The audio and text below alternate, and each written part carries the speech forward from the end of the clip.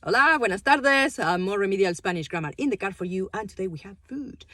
So food, comida, and the use of food with verbs ser and estar. So we have seen in a different video that the verbs ser and the verb estar are translated as the same thing in English, so there's to be and to be. However, they have different uses and different functions in Spanish. So the verb ser is used to describe or identify things, and also people call it as a permanent thing, so it's more like characteristics of something.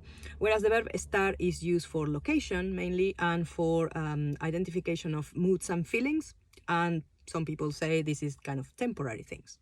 So the verb ser is more like general, whereas the verb estar is more specific, especially when you're talking about food. So if you use the verb ser with food, then what you're doing is describing this food in general, like identifying this food. For instance, I could say, la paella es deliciosa. La paella es un plato español.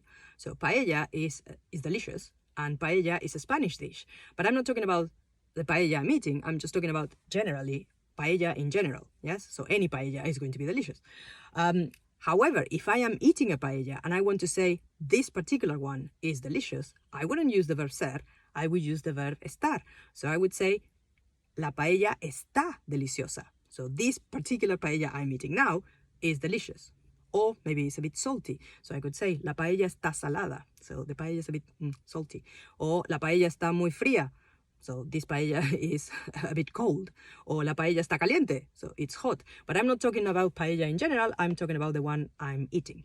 So if you want to compliment somebody on their food and you would say, oh, this is really delicious, thank you very much, then you don't use ser, you use estar. Este plato está delicioso. So this dish is delicious. Thank you very much. Muchas gracias. See? So ser, food in general. Estar, this food in particular. Have a lovely day and I see you soon. And that was a bus or something. Muy bien, adiós.